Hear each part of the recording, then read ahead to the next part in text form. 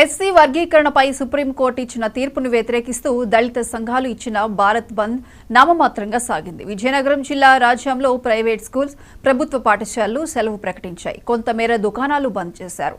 ఇక ఎస్సీ వర్గీకరణ వ్యతిరేక పోరాట కమిటీ సభ్యులు తెల్లవారుజామునే ఆర్టీసీ కాంప్లెక్స్ దగ్గర బస్సులను అడ్డుకున్నారు.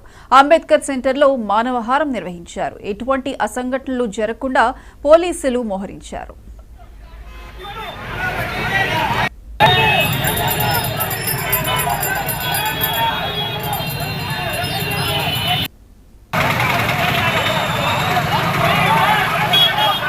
ఎత్తున ర్యాలీలు, ధర్నాలు చేస్తున్నారు. దానిలో భాగంగా రాజం నియోజకవర్గంలో కూడా దళితుల జేఏసీ తరఫున మరి ముఖ్య నాయకులు అందరము హాజరయ్యి ఈరోజు ఈ కార్యక్రమాన్ని చేపట్టడం జరిగింది.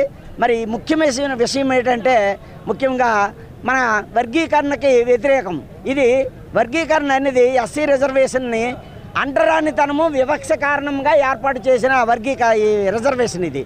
దీన్ని ఎంత క్రిమిలేయర్ కాదు, రాష్ట్రపతి కూడా వివక్ష అనిపిస్తున్నారు. కాబట్టి దీన్ని రూపుమాపి వర్గీకరణ అనేది జరగకుండా దేశం మొత్తం మీద ఎక్కడ చేయకూడదు. అది మా దళితులందరి కోరిక. దళితులను అందరము ఐక్యంగా ఉన్నాము. దయచేసి మమ్మల్ని విడదీయొద్దు. ఒకే బిడ్డల్లా ఉన్నాము. మీరు విడదీసి మీ రాజకీయ పబ్బం గడుపుకోవడానికి చూస్తున్నారు. ఇది మంచి పద్ధతి కాదు అని